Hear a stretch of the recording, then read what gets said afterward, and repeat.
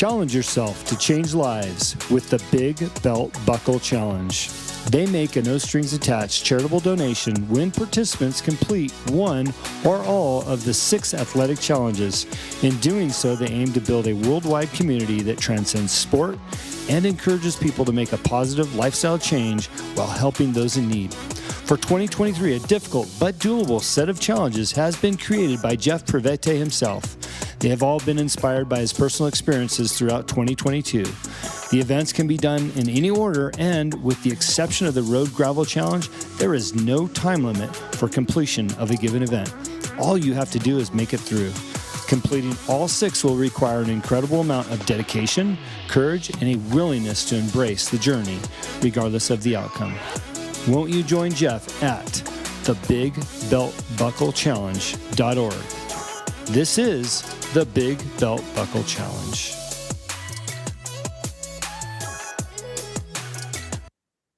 Hello and welcome to the Young Entrepreneur Syndicate podcast. Jim Riley here with my friend and partner, Rod Kuntz. Morning, Jim. Good morning, everybody. Got your butt kicked today at work, huh? I did indeed. It felt good, though.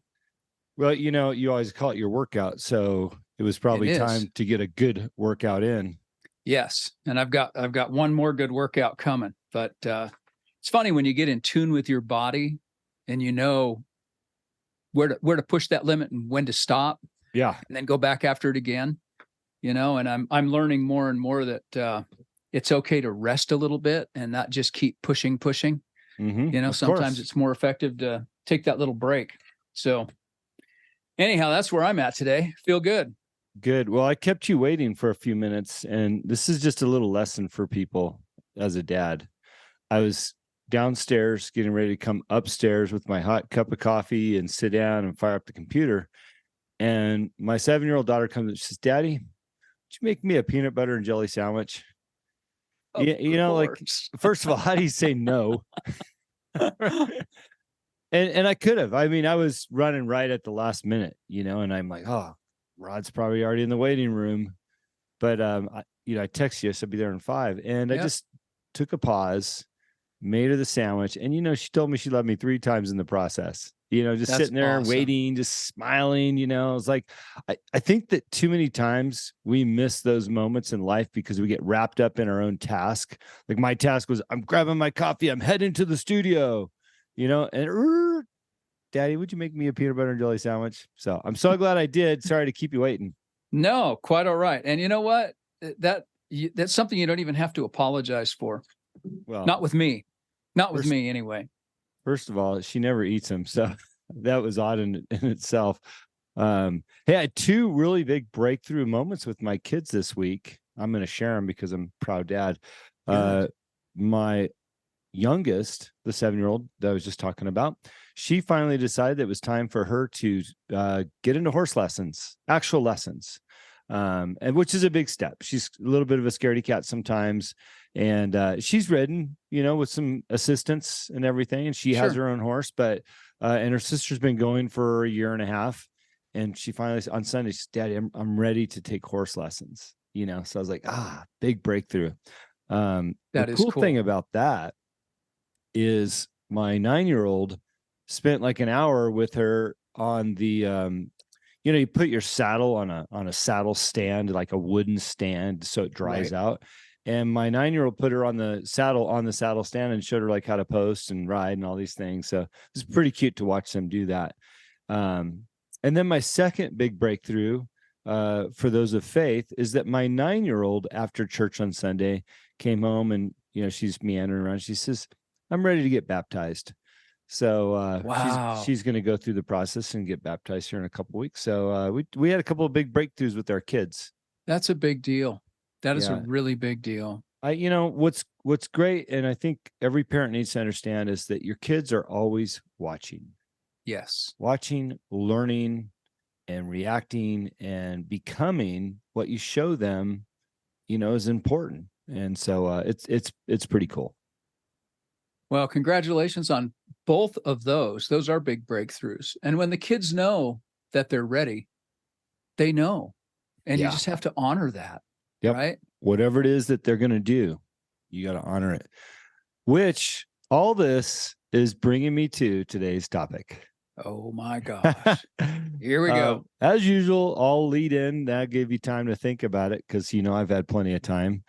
And what I want to talk about today is why we started the Young Entrepreneur Syndicate and the dummy tax that we paid, or in what capacity we paid some of that dummy tax. Okay, so let's start with the why, and we'll discuss that for a minute. Then we'll jump into how we paid the dummy tax, and you can see how I key that up for you. But first of all, Rod, correct me if my memory doesn't serve me accurately, but we were in a COVID environment. Fortunately for us in America, or Montana, I should say, we were impacted, but not the way that I saw through my friends and relatives that live in other states, especially in California. But one thing that Rod and I had observed is this helplessness in society. Right. I mean, you could feel it at the time. Yes, it was palpable. Yeah. And we thought, what can we do in our different capacities in life and experiences? I was already doing coaching. And when Rod and I started talking about how we could help, we thought, well, maybe we could do a coaching group for the youth. Our suicide rate in Montana was at an all-time high that year. Literally, I think we had lost 4 students. I think it was actually higher by the time that year was over. Yeah. We were at 7, maybe even 8. I do believe for this community. Yeah, it was 7 or 8 by the end of that year. But at the time, we'd already had 4, and they were in a short period of time, all within our county. It was affecting the kids all around us. And we just thought, what can we do to make a difference? And what we decided to do is create the Young Entrepreneur Syndicate. And that's not just young adults, but I believe we were inspired to help, especially the youth at the time. But we created this so that people could understand, instead of being helpless and not knowing where to go in life, that we could help guide them through our group, our membership group. And that would be guidance in all things, whether that's I'm going to go to college, trade school, become an entrepreneur, or maybe you're in a career and you want to improve your skills and become more valuable to that employer so that you're not a victim of layoffs. All these things, we wanted to give people the tools to succeed in anything that they were trying to achieve, right? I mean, That's kind of in a nutshell, but if you want to give us some more color on that, Rod, I mean, we talked about this at Delirium for months. Yes. Well, I'll go right back to that conversation, because when we were sitting there and I was putting myself back where I was in my head, in my memory as a teenager, and being in school, in high school. And although I didn't have a dream or a goal when I was in high school, I always had a sense of purpose. I always knew that there was more for me to do, that there was more to life, that there was more to experience. And I never, ever felt hopeless, not for society, not, that's a big burden for a high school student to look at the world and say, oh, the world is not anything that I want to be a part of, or it's going to hell, or, and by that, I mean, the global warming scare, living in fear and thinking that their whole life is going to be leading to nothing but more fear. And I never, ever felt that way as a young man. Right. And I want to cut you off real quick. Go ahead. Because I would like you to talk about this too.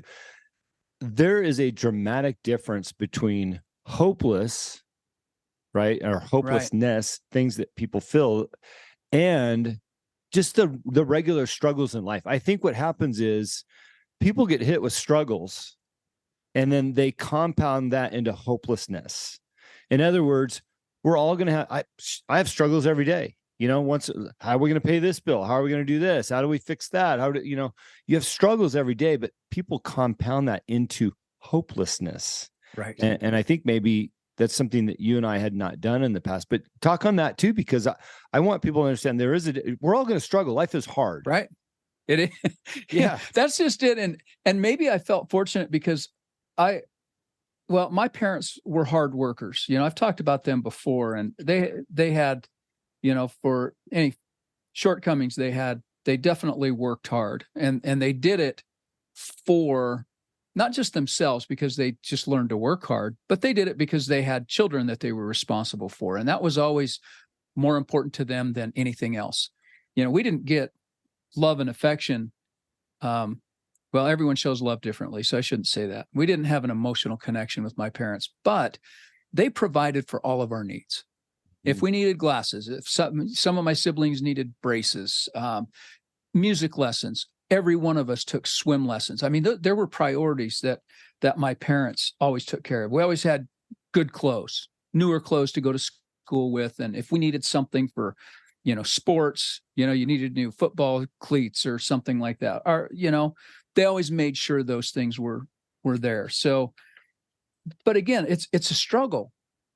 It's always a struggle to make ends meet, whatever those ends are. And I'm not just talking financial ends, they're relationship ends. Yeah. I can remember, little heartbreaks and stuff in high school where, you get back to Romeo and Juliet and it's like, oh, it's the whole world when somebody's not talking to you, or, if kids are in a clique and they're excluding you, or someone's invited, everyone's going to a party and you've been not invited. Those sorts of things.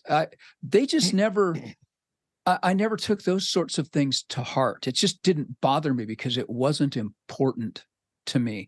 But it is important. And I think especially in this society where everyone lives online and social media, and they look for their purpose by being accepted by other people. And I think that's even in business, people want to be accepted. That's why they join the chambers of commerce and, things like that. It's like they want to be in the club, right? Well, it's okay to not be in the club. It really is okay to not be in a club and to do it by choice. So if you're excluded, just spin that a little bit. It's not that you're excluded, you're just not in that.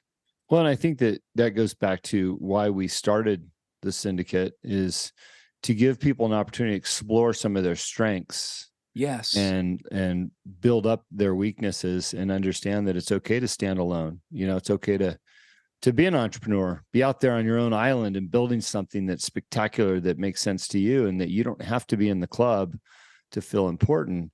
And I like that we've had a number of conversations in this last year about how hard things are. That is a function of life, but also on the other side of that hard is some incredible rewards.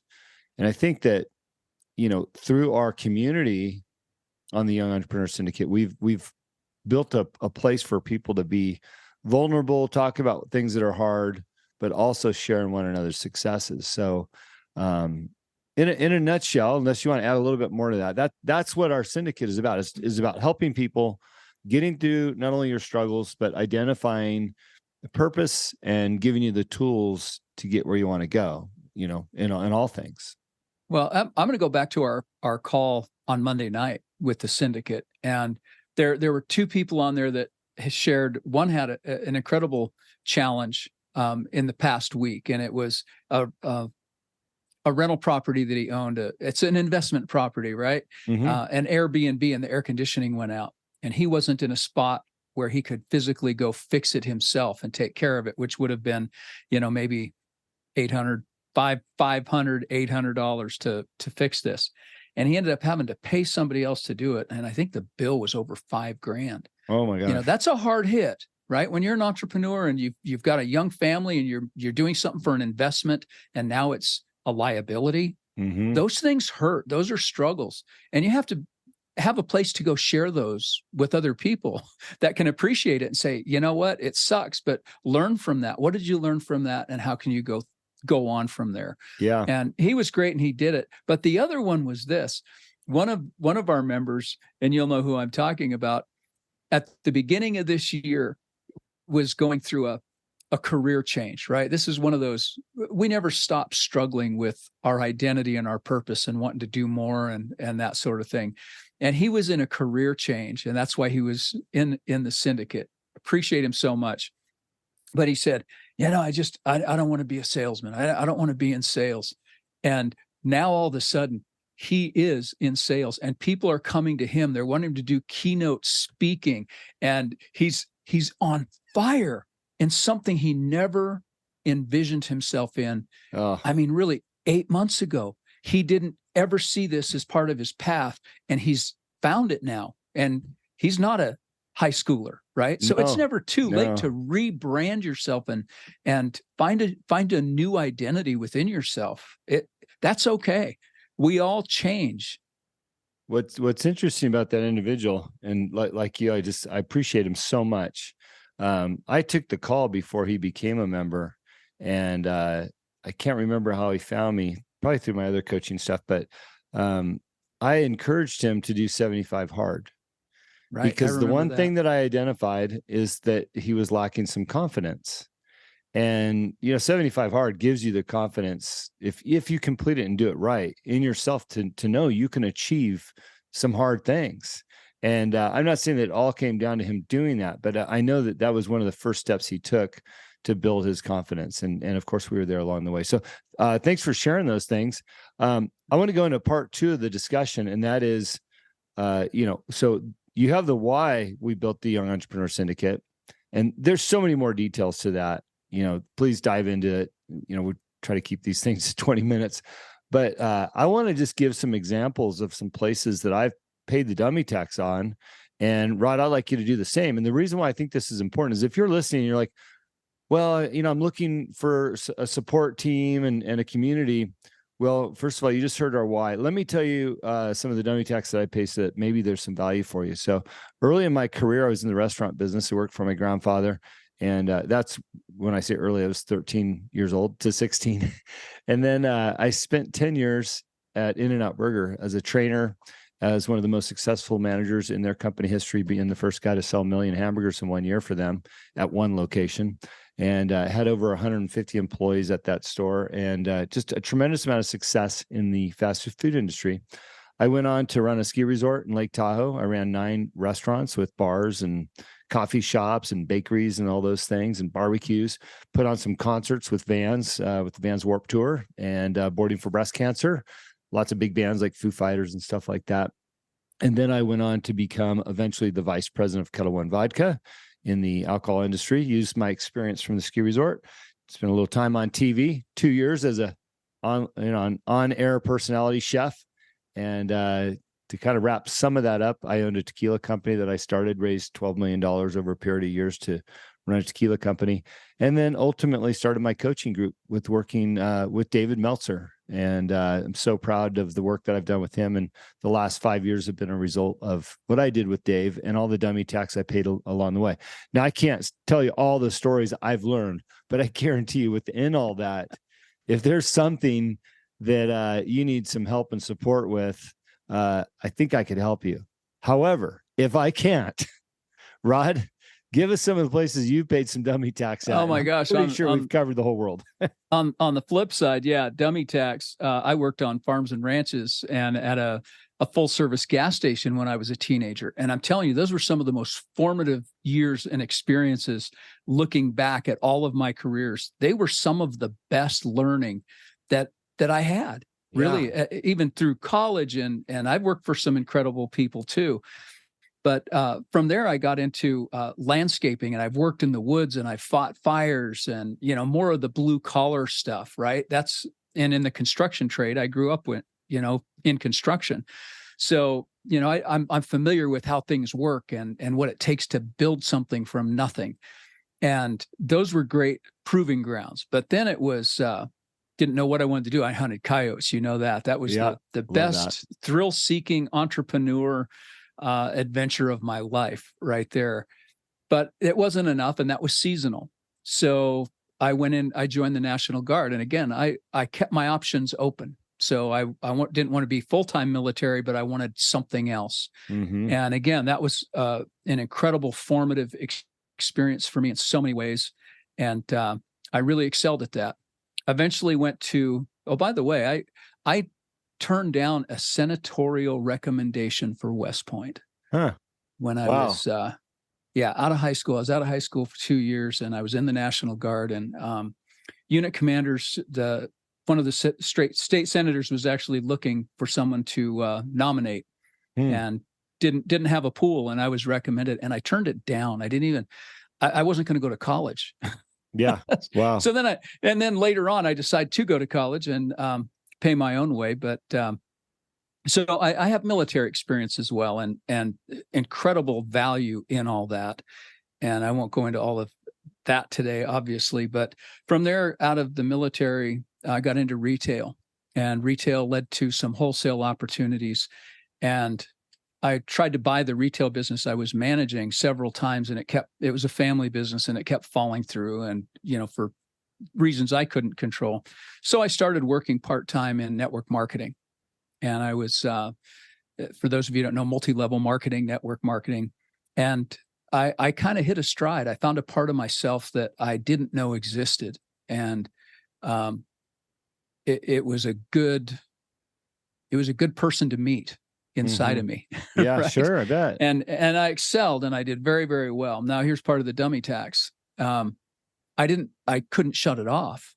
I didn't know how to control that. So it near cost me my marriage and family, because I work. The workaholic. It's not being lazy that gets you.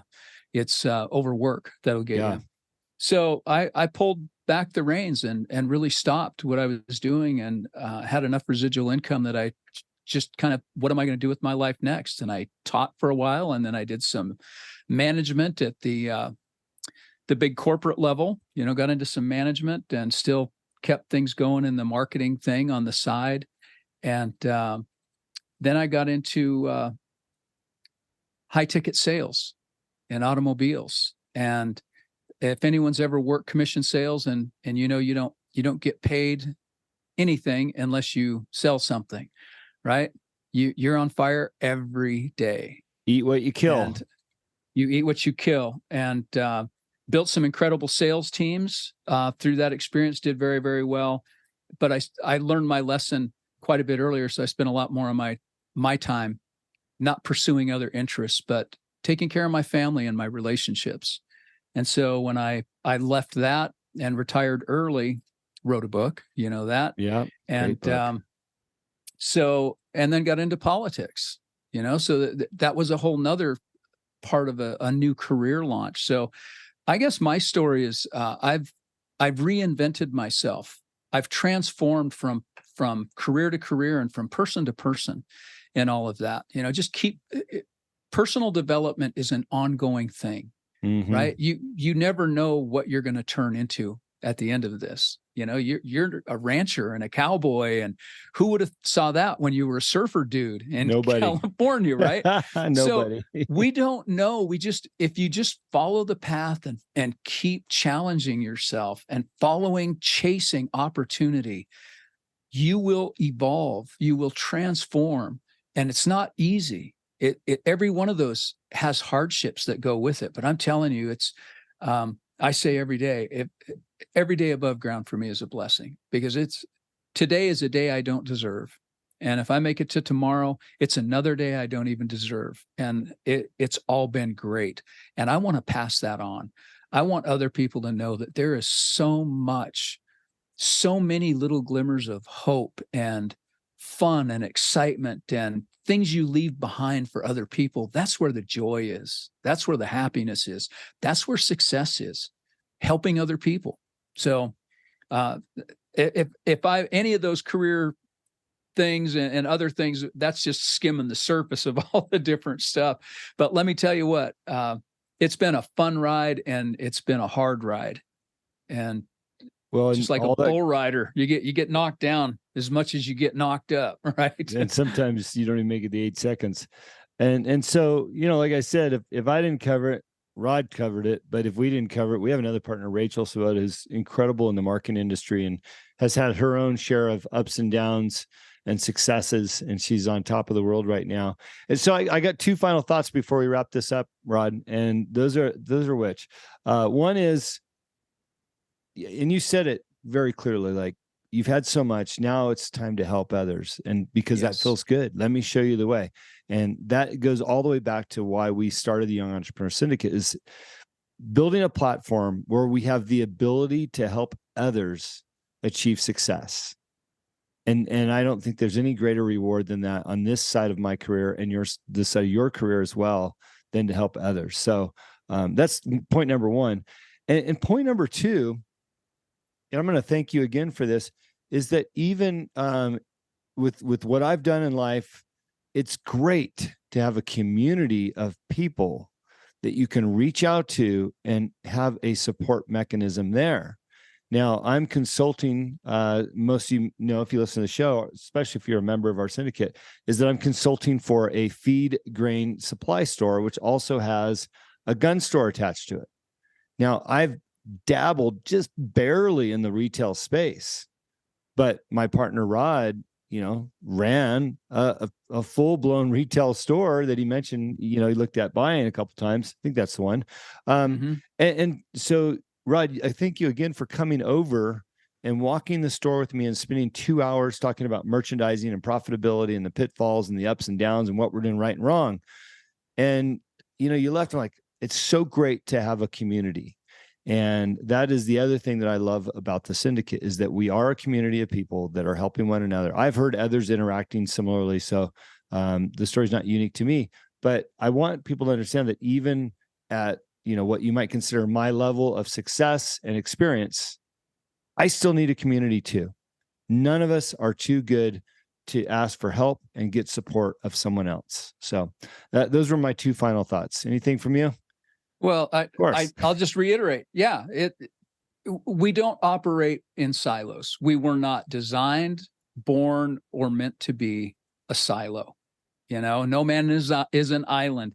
So yeah, you have to reach out. And again, starting the syndicate and doing what we do. If I had access to anything like this when I was younger, I don't care if it was when I was 15, 20, 25, 30, 35, 40, I would have relished it because I needed it. It would have saved me a whole lot of heartache. And so I just think that what we offer people is invaluable. And I wish that I had access to something like that. So that's part of the reason I'm giving back. Right on. I know where the lack was. Well, there you go. Well, let's wrap it up. So, this is where we pay the dummy tax. And I want to give tribute to David Meltzer for that line. That was one of the things he used to teach me about in coaching. And his point was, hey, I paid the dummy tax, so you don't have to. And speaking of David, if you have not seen August 24th at Chapman College in Orange County, California, we will be speaking. When I say we, myself, Rachel, and David Meltzer and Robert Greene, author of 48 Laws of Power, will be hosting an event August 24th. Go to our website. You can grab a ticket. It's $99 it's $125 for general admission, $200 for VIP. We're doing a pre-meet and greet with David and then a post Q&A and meet and greet with Robert Greene. So we'd love to have you. Rod, unfortunately, will be out of pocket, so he won't be there, but he'll be at the next one. That's and right. We would love to have you in the syndicate. So if our community and the dummy taxes that we paid sounds like something you could use, we'd love to have you. Go to our website and you can learn more about us. The Young Entrepreneur Syndicate is $99 a month. So it doesn't get any easier or better than that. So I get my money out every month just talking to you. So right. We have a good time. It's value for value, right? That's right. And there's a ton of value there. That's Perfect. right. All right. Well, if you like the show, share the show. Rod, good talking to you. Always a pleasure, Jim.